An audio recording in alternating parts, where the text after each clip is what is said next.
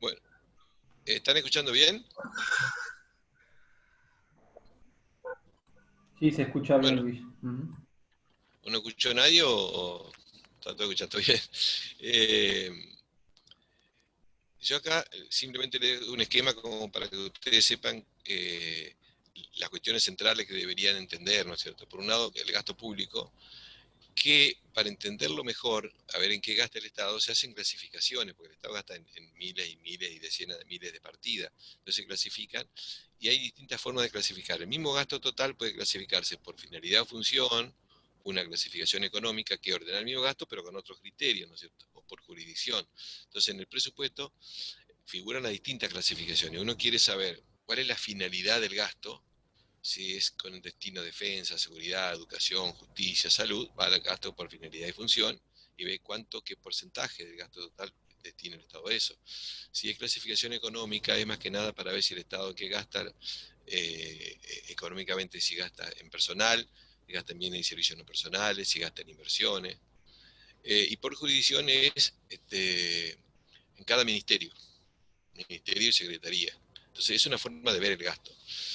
El financiamiento puede ser fundamentalmente de distinta manera, ¿no? Puede ser la más importante que tiene siempre el Estado, recursos de tributarios, pero también tiene recursos patrimoniales, que son aquellos que le permiten obtener ingresos por venta de propiedades del Estado o por alquiler o por explotación. Y bueno, el recurso que también históricamente pasó a ser importante, el endeudamiento a través de la emisión monetaria que una forma particular de endeudamiento. Uno puede endeudarse, el Estado puede endeudarse con tercero o puede endeudarse el Tesoro Nacional con el Banco Central, que es el que emite, y se llama eh, emisión monetaria, y el Tesoro puede conseguir dinero con eso, ¿no? Pidiéndole prestado al Banco Central. Qué importante del gasto público y de los tributos, lo que sigue, vos tenés corrido un poco en el cuadro efecto económico del gasto público y los tributos, tendría que ser el título de la página siguiente, Octavio. Que algo que ustedes también tienen que ver, pero todo esto está explicado en los videos, ¿no es cierto? Y también, por supuesto, en la bibliografía. Eh, Incidir el Estado a través de los tributos y a través del gasto en la economía significa que afecta o la actividad productiva, o sea, el nivel de la actividad económica o la distribución del ingreso.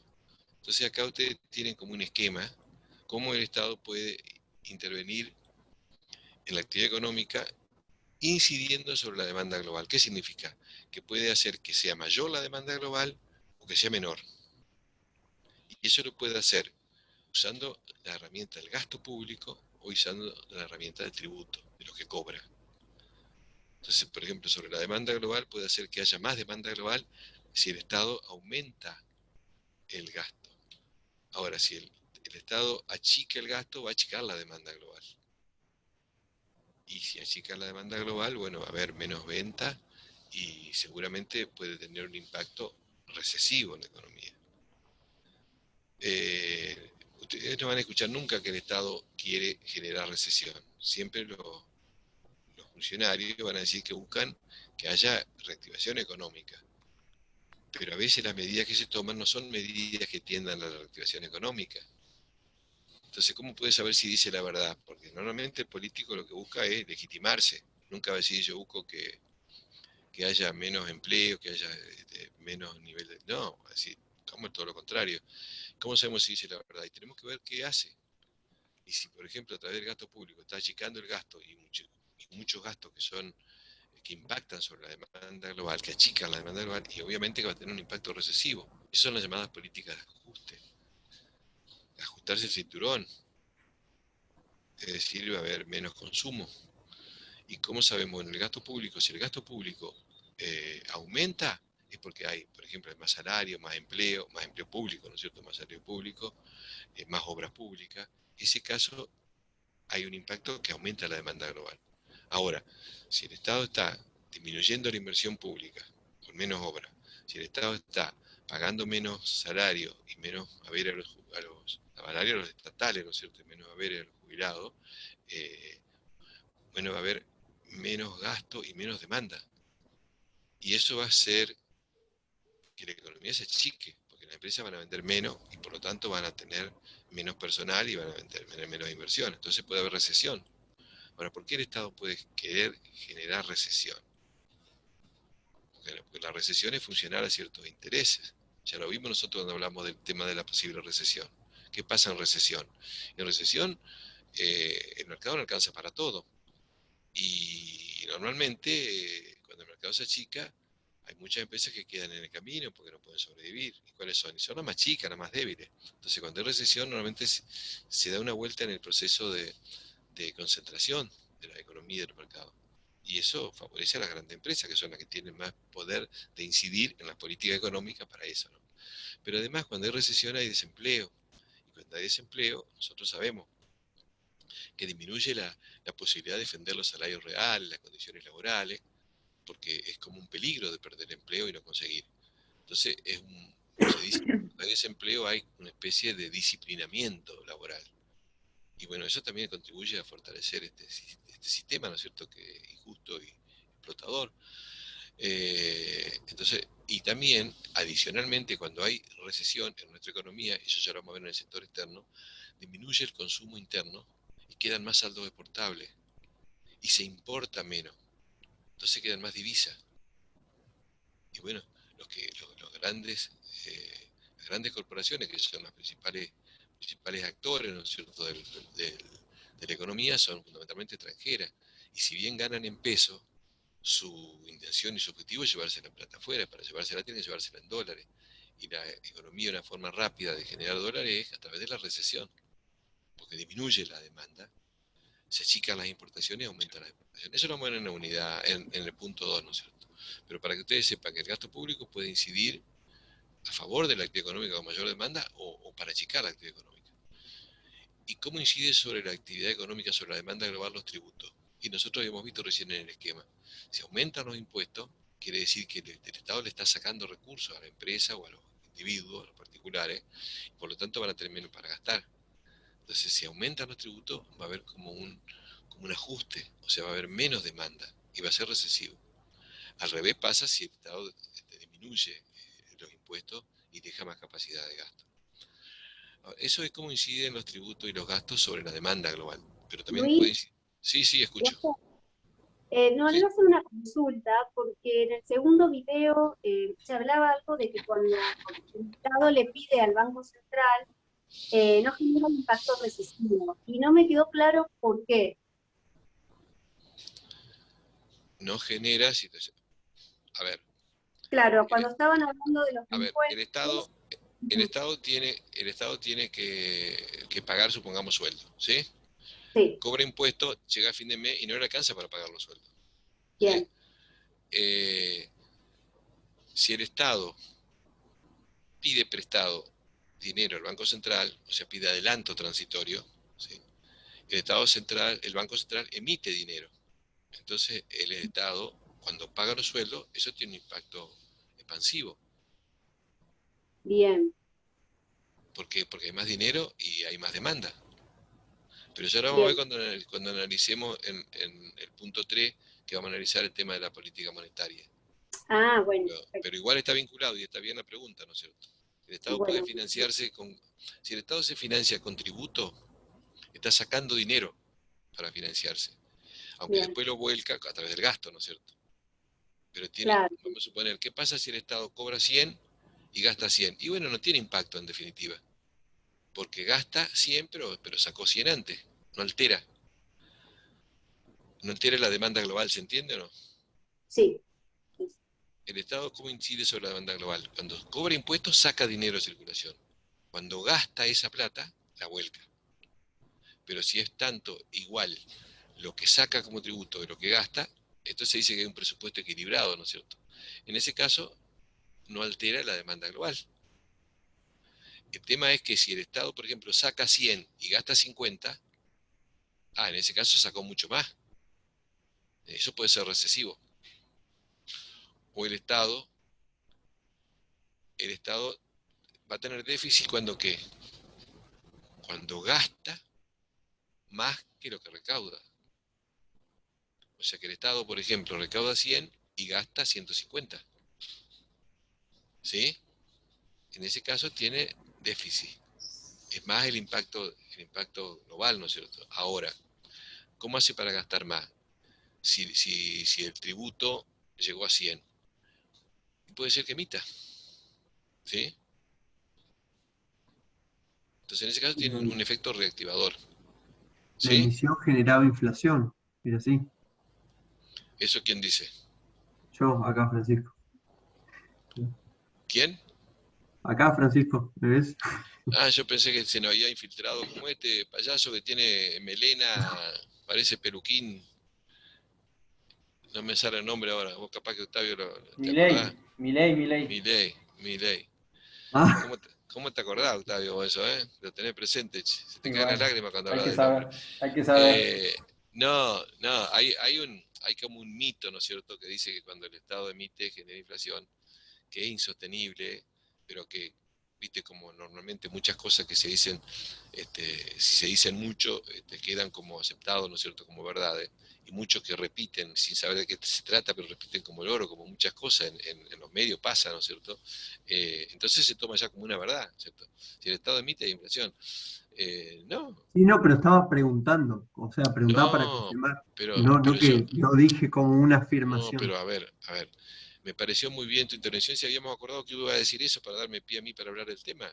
Así que yo estoy aprovechando eso que vos decís para explicar que existen algunos que utilizan justamente esos mitos, como puede haber otros mitos, y que está bien que lo digan porque es bueno que lo digan, porque si no eso queda como verdad revelada, ¿viste? Que no se discute nada. Eh, Vamos a ver mejor cuando recorramos un poco más esta unidad y veamos en las estaciones que nos faltan del sector externo y sistema monetario, para ver que el Estado puede emitir más o menos y puede darse más o menos inflación. No son, la inflación es un fenómeno mucho más complejo, ¿no es cierto? El Estado puede estar necesitando, vamos a suponer que cae muchísimo la demanda, como cayó el año pasado, ¿sí? Ustedes saben que la demanda cayó el año pasado porque hubo una política muy contractiva, a raíz, bueno, de esta falsa pandemia y de la cuarentena que se estableció, que cerraron muchas actividades económicas, disminuyeron otras, bajó muchísimo la demanda global, ¿no es cierto? Y bajó mucho la producción. Entonces hay una situación recesiva. Entonces el Estado en esa situación se encontró que tampoco tenía demasiado ingreso, por lo menos no lo necesario, y tuvo que emitir mucho dinero. Cuando emitió dinero el Estado, volvamos antes, en el año, porque esto es como un cuento, un proceso, que hay de todo acá. En el año 2019, todavía no había subido este gobierno sino que estaba el anterior, hubo un periodo donde hubo una disminución enorme en la emisión de dinero. Bajó muchísimo, pero resulta que la inflación subió muchísimo. El año pasado, la emisión de dinero no fue tan alta como la del año anterior, como la del 19. Y la inflación subió. Ahora, si uno analiza y quiere saber qué pasa si hay una relación directa, va a encontrar que pasa cualquier cosa. Que hay años que sube la emisión de dinero y baja la inflación, hay años donde baja la emisión de dinero y sube la inflación, hay años donde se dan las dos cosas, como dice el mito, sube la emisión de dinero y hay inflación, pero no necesariamente se da siempre así, sino que puede haber coincidencia. Todo depende de cómo actúa la demanda global y cómo actúa la oferta. Y la oferta en la Argentina es una oferta muy concentrada. ¿Qué quiere decir esto? Que hay un puñado de corporaciones, el panel de las 200 más grandes empresas de la Argentina tiene un porcentaje enorme del PBI, sobre cientos de miles de empresas que existen en la Argentina. Pero hay 200 que manejan, que controlan los principales mercados, ¿no es cierto? Esas empresas son las principales responsables, ¿no es cierto?, de la inflación, son las que se llaman empresas formadoras de precios, las líderes. Entonces depende en cómo estén operando esas empresas y cómo estén controlando el Estado, es cómo se va a dar más o menos el proceso inflacionario, ¿no es cierto? Así que ese mito después lo vamos a ir viendo, me gustaría que después lo recuerde cuando analicemos política monetaria, cuando vemos, para que ver específicamente que el Estado, digamos que el Banco Central puede emitir, puede ser que la emisión sea para prestarle al Estado, o puede ser que emita para comprar dólares. Y aquellos que dicen que la emisión genera inflación, el Estado emite muchísimo para comprar dólares, pero de eso no lo critican porque el Estado necesita a veces dólares para venderla a los especuladores, ¿no es cierto? Entonces, son más intereses creados los que sostienen eso, mente enfermiza o delirante, ¿viste? Que no ayudan a comprender mucho la Luis, situación. podríamos decir que puede, pero no necesariamente. Claro, exactamente. Exacto. A veces es necesario que emita, porque en una situación recesiva, si no hay emisión de dinero y hay inflación, no alcanza la plata. Es decir, vamos a poner un ejemplo muy burdo, ¿no es cierto? Es decir, que un determinado nivel de PBI, supongamos un PBI de 1 millón de pesos, 1 millón de dólares, y tenemos una cantidad de dinero determinada para intercambiar ese PBI. ¿Qué pasa si los precios suben y el dinero va a ser insuficiente? Entonces a veces el Estado emite para evitar la recesión, porque si la demanda es insuficiente puede generar recesión. Entonces el Estado puede emitir para evitar la recesión.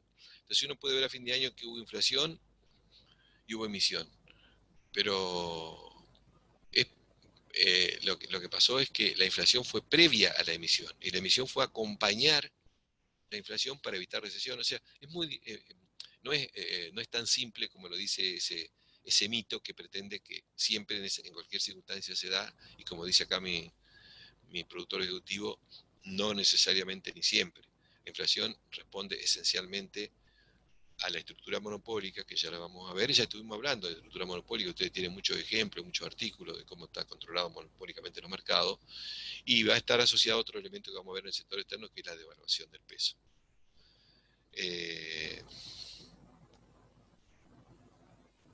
Que no sé si hay algún otro comentario por ahí, no. Ahora, ¿cómo actúa el Estado? ¿Cómo incide sobre la distribución del ingreso? También usando el gasto o usando los tributos.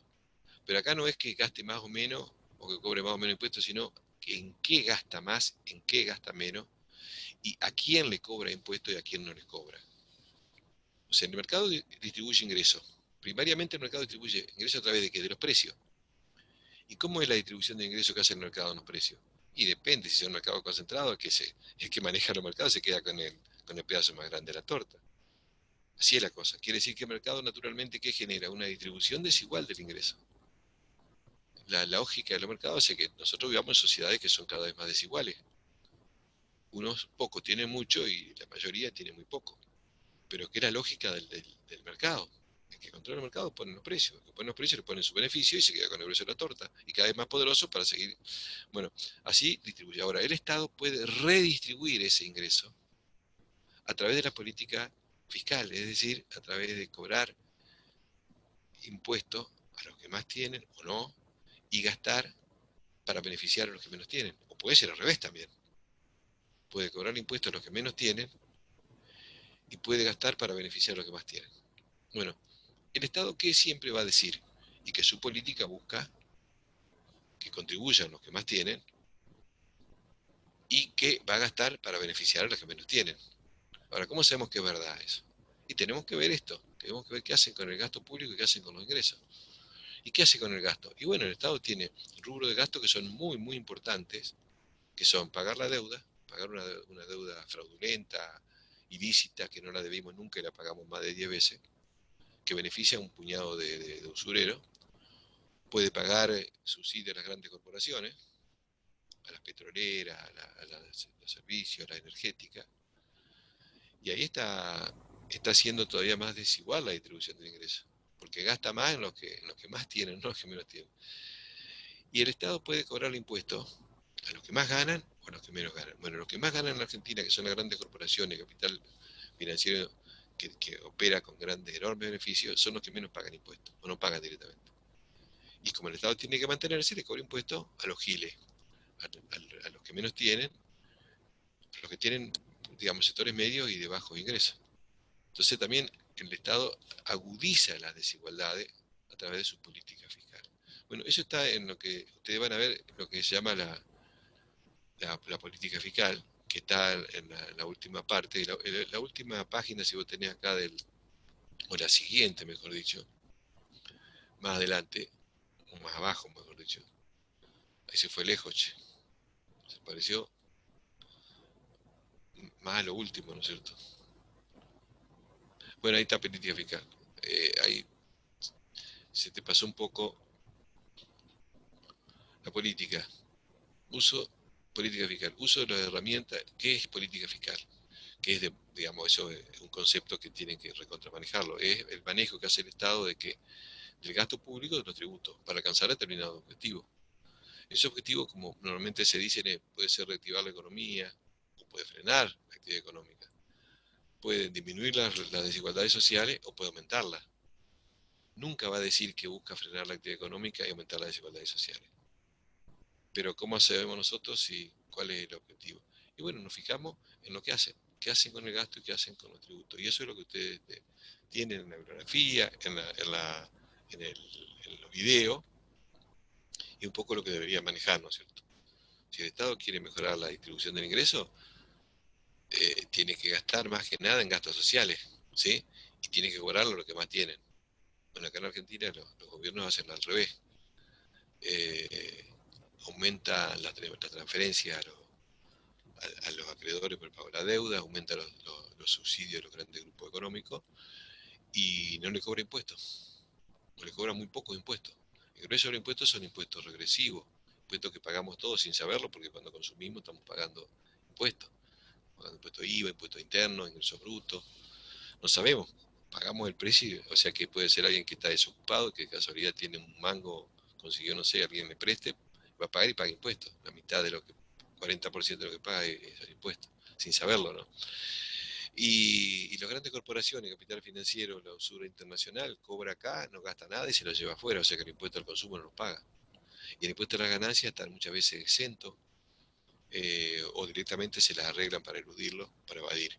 Entonces, en definitiva, también pagan ganancias los trabajadores, el impuesto a las ganancias hasta los jubilados. Esta es la realidad, ¿no? Bueno, esto es un poco el paquete, digamos, del sector público, que es la primera parte de esta unidad que ustedes la tienen en el video, la tienen en la bibliografía, y después van a tener que hacer el trabajo práctico, y con eso van a tener un panorama más o menos aproximado de la intervención del Estado en la economía. ¿Comentarios, preguntas, chicos, sobre esto?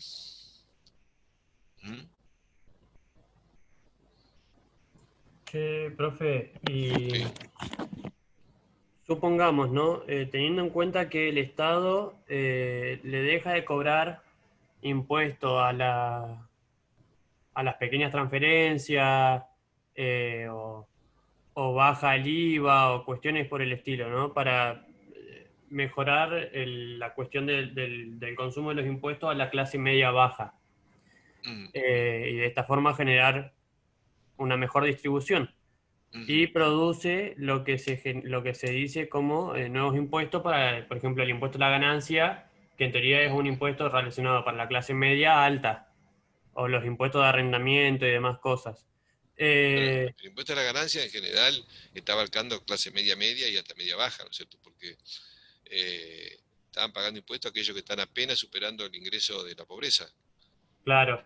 Sí, o sea, sí. eso no es clase media alta, es que está apenas por encima, o sea, que cobra un poquito menos y ya es pobre y ella está pagando impuestos a la ganancia. Inclusive está pagando tasas que pueden llegar hasta el 35% cuando las empresas no llegan nunca a esa tasa. O sea, es una locura, pero bueno, sí, ¿qué me quería decir vos?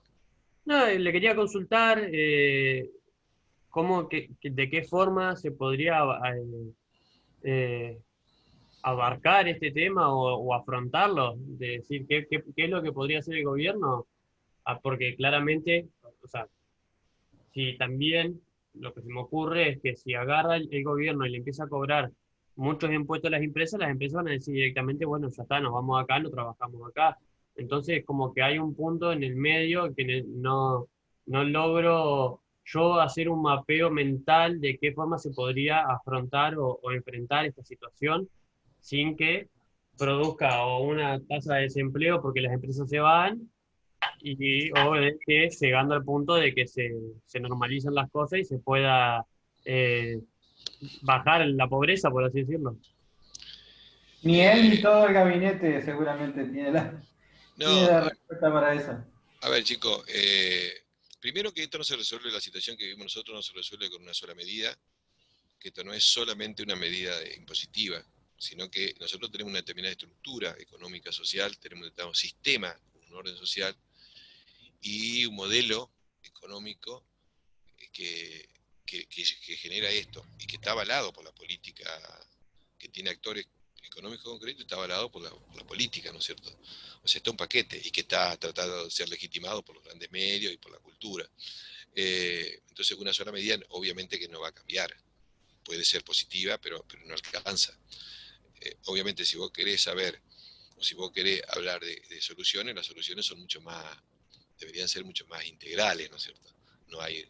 Ahora, si lo vemos desde el punto de vista estrictamente tributario, y es, salvo en la última etapa donde aparece el neoliberalismo con mucha fuerza en el mundo en Argentina, ya de los años 90 en adelante hasta hoy, que se ha metido en la cabeza de todos los partidos políticos, eso de que si te cobran impuestos se van. Escúchame, las grandes corporaciones, si se van de acá, dejan de tener un mercado cautivo y la vaca atada. Es decir, no se van a ir. Es como decir, bueno, ¿por qué le dan tanto subsidio?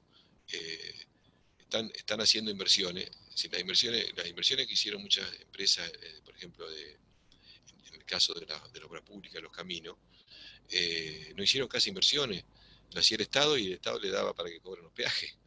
En otros lugares, donde, bueno, el capitalismo es capitalismo, pero no es tan alevoso y saqueador como acá, la empresa tiene que hacer una obra y después de hacer esa obra, cobrar, digamos, en cómodas cuotas para recuperar la inversión. Acá la inversión hace el Estado y le da que cobre, a que la ganancia se la lleven la empresa. Cuando se hizo todas las privatizaciones de la década 90, lo mismo. Se entregaba todo y el Estado era el encargado de hacer las inversiones y, y la que cobraba era el Estado, en el caso de los trenes lo mismo. Ahora está pasando en el petróleo desde hace rato. El Estado le garantiza precios exorbitantes a las empresas petroleras y las empresas petroleras, a medida que van ganando eso, el grueso de la plata se la llevan y una parte la invierten. O sea que invierten con qué? Invierten con la plata de los argentinos, invierten con la plata de los usuarios, invierten con la plata de los consumidores. No hacen inversiones propias. Entonces, ¿qué se van a ir? Pero ojalá que se fueran. No cumplen ninguna función social. Es decir, las megamineras lo único que hacen es depredar, no pagar impuestos, saquean y se llevan todo. Evaden, generan contaminación, pobreza. Las empresas petroleras están haciendo desastres en las zonas con el fracking, en las zonas donde están. Cosas que puede hacer el Estado en óptimas condiciones a costo mucho más bajo, ¿no es cierto? Pero, digamos, es una cosa que supera un tema tributario. Ahora, el tema tributario es elemental. Si no pagan los que ganan, ¿y cómo va a funcionar el Estado? Si no pagan los que ganan, pero por cifras fabulosas. Es decir, ¿qué error cumple el capital financiero que gana ponchada cantidad inimaginable de dinero por no hacer nada? Gracias a que el Banco Central le pone a disposición para que inviertan ellos en la LEVAC y la LELIC, tienen alrededor de 2 billones de pesos con tasa de interés de 35-40%, sin mover un dedo. Y se llevan toda la plata, no consumen, se llevan la plata afuera. O sea, ¿cuál es el negocio? ¿Cuál es el peligro para nosotros? Esas empresas son saqueadoras, depredadoras, voraces, y no dejan nada, no generan empleo tampoco.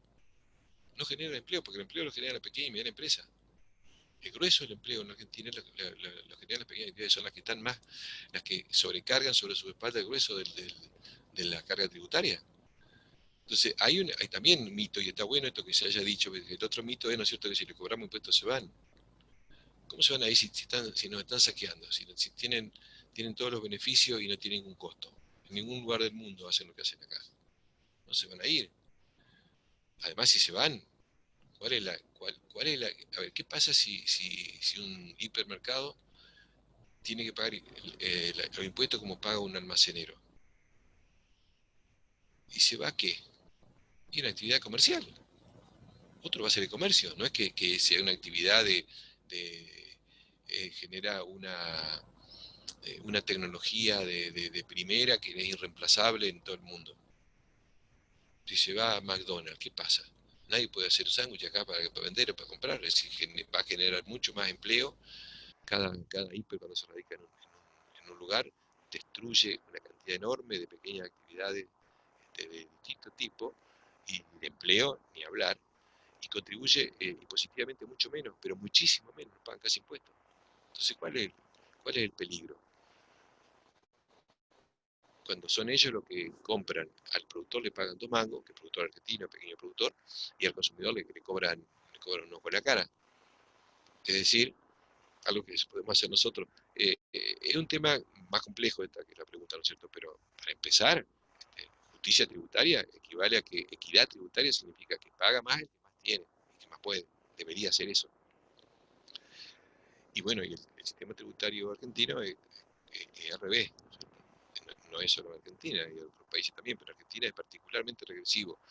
Y lo que sucede es que cuando se dice se paga mucho impuesto, los que realmente pagan impuestos son los chicos. Cuanto más chicos, más pagan. Está el que paga sin saber, que son los consumidores, que son los que menos tienen, el grueso, la gran mayoría. Uno puede ser indigente o pobre y tiene que pagar impuesto igual, impuesto al consumo, o las pequeñas, los trabajadores autónomos y las micro, pequeñas y medianas empresas. Esos son los que proporcionalmente pagan muchísimos más impuestos. La carga tributaria paga sobre eso. Sobre los grandes, por ahí ni pagan siquiera. Ya les digo, o están eximidos, o eluden el impuesto, o directamente lo evaden, porque porque tienen empresas en lo que llaman los paraísos fiscales, donde ellos en Argentina hacen figurar gastos por encima de los reales, de manera que no le aparecen ganancias. Y exportan un producto, por ejemplo, a un bajo precio, entonces el precio de venta es bajo, el costo es alto, no tienen ganancia. Y exportan ¿a dónde? A los paraísos fiscales, países donde no le cobran impuestos. Entonces hay formas de evadir, bueno, eso no lo hacen el kiosquero de la esquina, ni una pequeña pyme, sino eso lo hacen los grandes invasores, ¿cierto? Los que figuran en la lista de los llamados Panama Papers y otros lugares así, ¿no? donde aparecen los que más ganan, los que menos generan empleo y que encima ni siquiera reinvierten acá, sino que se llevan la plata afuera.